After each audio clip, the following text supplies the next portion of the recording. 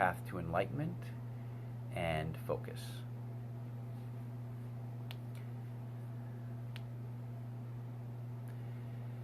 Here at the Spirit of Lotus, we often talk about what's the most important job in the world. Some might argue that it's being the leader of a country, or a lawyer, a doctor, minister, teacher. Irrespective of your occupation, the most important job in the world is right living. This is inclusive of right thinking, right speech, and right action. It also is inclusive of purity of heart. These taken into combination, right thought, right speech, right action, and purity of heart, puts you on the path to enlightenment, with the goal being that you will remove yourself from the cycle of rebirth and achieve perfect unity with the One, or everything that ever was, is, and will be. So how do we start on this path to enlightenment? Well, focus is certainly a component, and we'll get to that in a second. But before you can have focus, you need to have attention. And the maxim that is often expressed when we talk about attention is, what you pay attention to, this is what you are energizing in your life. And what you are energizing in your life is what you eventually become. So again, what you pay attention to is what you energize, and what you energize is what you become. So attention is at the first chakra in the rainbow bridge, and this is at the root. And the color associated with the chakra, of course, is red. And I only bring this up because for you to have attention, you must take action at this first chakra in the root. Or stated another way, you must take action in this physical plane to pay attention. So if attention is energy, and that energy changes you into whatever you are paying attention to, then it obviously makes sense that you should pay attention to what you want to become. So if you want joy in your life, you should pay attention to things that bring you joy. Whether that's painting, or spending time with loved ones, friends, walking in nature, whatever it is that brings you joy, this is what you should be paying attention to. Things that you do not want in your life, things that are not constructive, things that are negative, you don't want to pay attention to them and give them any force in your life. I've talked before about Emmett Fox, and Emmett Fox is a Christian spiritual leader. You can find all kinds of information about Emmett Fox online. If you go to any spiritual bookstore, you're likely to find books written by Emmett Fox, and he's written many. One of his teachings, though, has to do with the 7-day mental diet. And I bring up the 7-day mental diet because it really focuses a lot on attention. So we're bombarded, right, with people talking about how you are what you eat, how important nutrition is, what you put into your body is what your body becomes. And there's certainly a lot of truth to that. What Emmett Fox argues, though, is that although what you eat is very important, how you think and what you think about is more important, because it is your mind that creates your reality. Again, what you pay attention to, you energize, and what you energize, you become. If we look at this in a slightly different fashion, you can think of your mind as the link between spirit, or the unmanifest, and the physical plane around you, which is the manifest. So between the spirit or unmanifest, you have your mind, and your mind focuses this unmanifest or this all possibility and creates the physical plane around you. The physical plane around you, your environment around you, is literally a byproduct of your thinking, of this connection between the unmanifest and the manifest. So obviously what you pay attention to is of utmost importance in your life. And that is why we have this 7-day mental diet. So what Emmett Fox recommends is that you take a step back and you look at yourself objectively and you determine, what do you think about during the course of a day? What is your mind paying attention to? Now, for a lot of us, this is going to be many, many different things. People without a focused mind, they have a scattered mind, and so their mind flies to and fro from one subject to another very quickly. This is a difficulty that people have when they start meditation. They're trying to meditate, and they have what's called monkey mind. Their mind is jumping around from one subject to another. So Emmett Fox says, take a step back, look at your mind objectively and what you're paying attention to, and then using your attention, using your will, pay attention to positive things, constructive things, things that unify you with other people, places, and things, things that are beneficial to you. And do not focus on negative things, or dark forces, or fear, or doubt, or disappointment, or those types of things, because if you do, you'll simply be giving them energy and making them a part of your environment and turning you into that.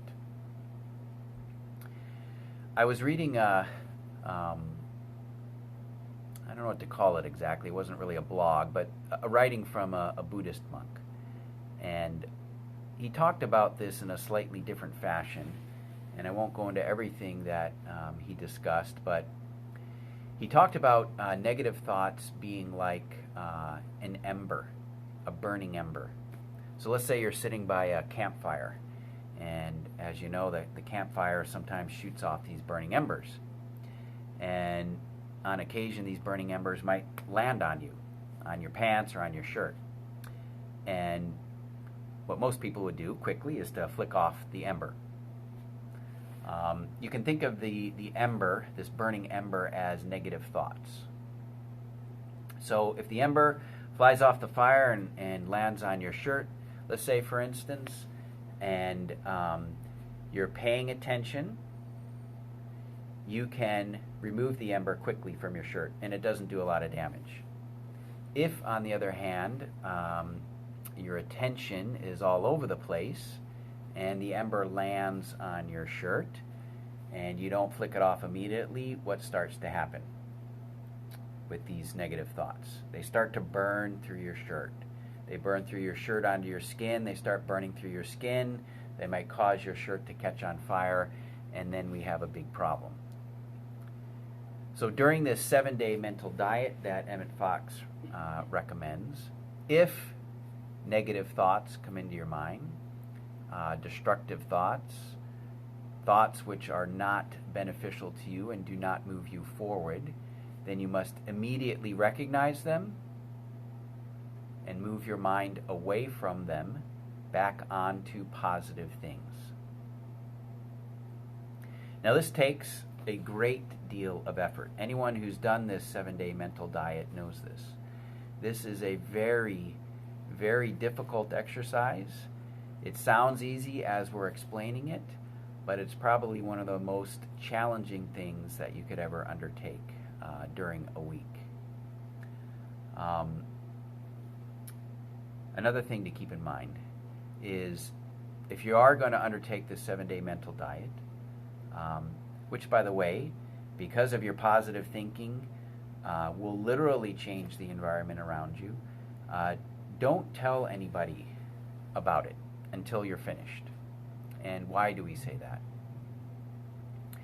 A lot of great mystics have told us that the surest way to make something fail is to tell somebody about it. And why is that? If the person you tell about the 7-day mental diet is not perfectly aligned with your thinking, they might suggest negative things. They might tell you, oh, that's not going to do anything. That's not going to provide any benefit. Are you really sure you can do that? Infusing or trying to infuse you with, whether consciously or not, you with their own limitations, their own fears, their own hang-ups, and you don't want to be exposed to that while you're going through this 7-day mental diet.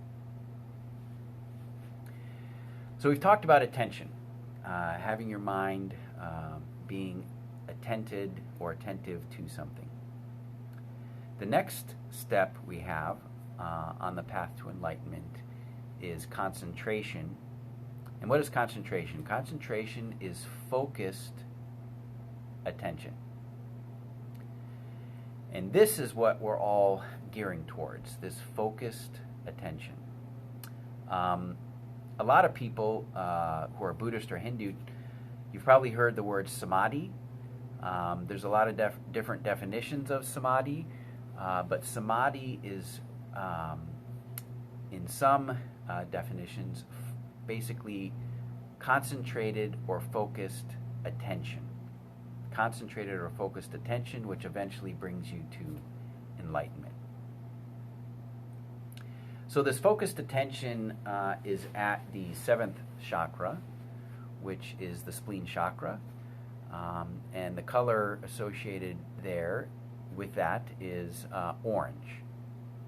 And why do I bring up the chakra and the color? Because this is your emotional chakra, your lower emotional chakra, and people who are emotional, E is mind, motion is movement, emotional, and do not have focused concentration, their mind is all over the place. So emotional people have this scattered mind, this monkey mind, and very important for them to work on focused concentration. Focused concentration is being one-pointed. And an example we've given in the past several times is the difference between attention and focused concentration is this. So you have a rock and you have a bucket of water. If you take the bucket of water and you pour it on the rock, that's analogous to attention. Focused concentration is taking the bucket of water and the same rock and letting the water drip out, drip by drip by drip, onto the rock. And let's say you had a huge bucket of water. Eventually, this drip by drip on the rock will bore a hole through the rock. That is the power of focused attention or concentration. Getting back to the example I gave about the mind being the link between spirit or the unmanifest and the manifest or the physical. If you have attention, but it's not focused attention, this mind link between the unmanifest and the manifest is going to be all over the place, and your creation of the environment around you is not going to be exactly what you want. It's going to be messy in terms of, by messy I mean not really pure, exactly what your mind has intended. So a lot of people who know about this mind link between the unmanifest and the manifest, they wonder why they're not manifesting things in their life. They are familiar with this principle, they believe in the principle, and yet things aren't happening in the environment around them that they want to have happen. And part of the problem for a lot of these people is they lack the focused attention to clear up their vision, to clear up their dream, to make exactly what they want occur in their environment. An example I might give about this, which I read somewhere, let's say a person wanted to build a skyscraper in downtown San Jose, or any city for that matter. But they didn't have a plan to do it. They didn't have a business model. They didn't have the funding. They didn't have the architects or the soil sampling that needs to be done or anything. They just want to have this skyscraper built, and they really want it built, but they don't have all of the necessary groundwork for it to be done. Do we really think that skyscraper is going to be built? Or built in the fashion that the person thinks they want it done? Of course not. You need to have your focused attention. You need to have your plan in place. You need to have your I's dotted and your T's crossed. And then you're going to have the ability to build this skyscraper, to have it come to fruition. This is what focused attention allows you to create your vision from the all possibility and to put it into the environment around you.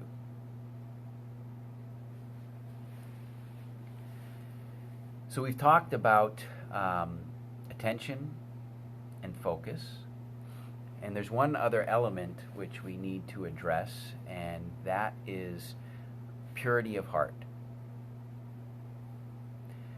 So the Bible talks about, in one of the Beatitudes, the pure in heart will see God.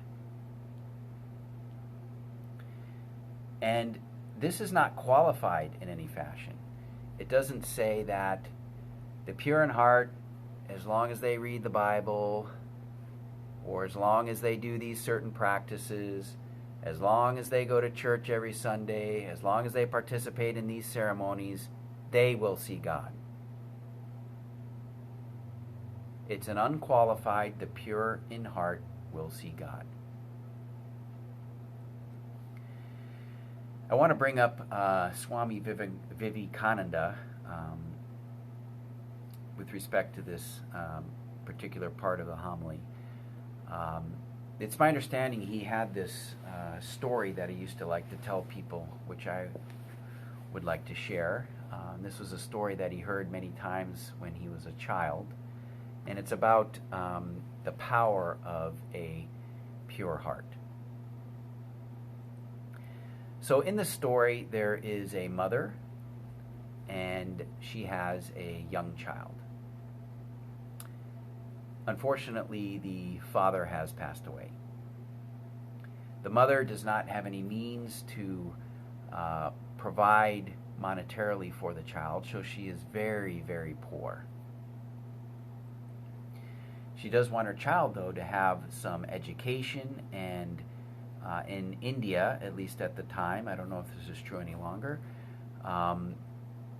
children, in terms of spiritual education, this spiritual education is free. Religious education is free.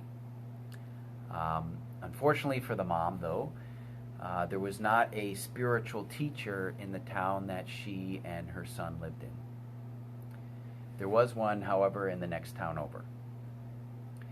To get from her town to the next town over, you had to go through this large dark and scary forest. But she wanted her son to have spiritual education, and so she sent him to the next town over. So her young son had to go through this large, dark, scary forest, and this was very difficult for him, very disconcerting to him, caused a lot of fear in him. And he came back to his mother and he said, "Mother, other children, when they go through this forest, they have people that accompany them. They're servants or people that protect them so they don't run into any danger, or if they do, they're protected from that danger." And the mother said, "Well, I'm sorry, son, I don't have the money to provide for that, but why don't you talk to Shiva? Why don't you ask Shiva for his help?" And Shiva in India is called many things, but he's called the shepherd god there. So the young boy, the next day, he goes to the forest and he says, "Shiva, Shiva, can you help me out?" And the boy hears a voice. And the voice says, "Yes, I am with you. Don't worry, I will protect you as you go through the forest." So from that day forward, the young boy doesn't have any trouble going through the forest because Shiva is always with him. So one day, the spiritual teacher of this young boy and other children, the spiritual teacher's father passes away. And as is the custom in India, they have a celebration, and at the celebration, people bring gifts. And so the young boy goes to his mother and he says, "Well, my teacher's father has passed, I need to bring him a gift." And the mother says, "Well, I don't have anything to give you. We're too poor. I'm sorry, but why don't you go to the forest and talk to Shiva, and maybe he'll do something for you." So the boy does just that. Goes to the forest and says, "Shiva, I need help. Is there anything that you can provide to me that I can give my teacher?" And there is a voice and the voice says yes. And then out of thin air, in the boy's hand, appears a little vase, and in the vase is some milk. So the boy goes to the celebration, and he stands in the back of the room because he can see that his little vase of milk doesn't have all the wonders of these gifts that other people are bringing his teacher. And the teacher's servants are walking around taking other people's gifts and bringing it to the teacher, but they're ignoring the boy because he just has this little vase full of milk. And so finally the boy speaks up and he says, Teacher, I have something for you." The teacher looks over, sees that it's just a little vase of milk, and ignores the boy. But the boy is persistent. And finally, basically to keep the boy quiet, the teacher tells one of his servants to go get the pitcher, bring it over, and pour it out into a glass of milk. Servant does that, pours it into the glass, and lo and behold, the pitcher fills back up with milk. Servant pours it again, pitcher fills back up with milk. And so the teacher is amazed by the wonder of this endless pitcher. And he asks the boy, "Where did you come by this amazing gift?" And the boy said, "Well, in the forest that I passed through, I talked to Shiva and he gave it to me." And now the teacher's even more amazed and says, "You've met Shiva? Oh my gosh, can you take me to where he is?" And the boy says, "Sure, I will take you." So the teacher and all the people at the celebration follow the boy back to the forest. And so the boy starts calling out for Shiva and says, "Shiva, Shiva, please appear. My teacher is here and would love to meet you." But nothing happens. And the boy pleads with Shiva and says, "Shiva, Shiva, please appear, or they're going to think I'm a liar." And still nothing. And so the teacher and everybody else leaves disappointed. And they think that the boy's just made up this story. And so after they're all gone, the boy hears a voice, and it's Shiva. And the boy asks, "Why didn't you appear when I asked you to appear?"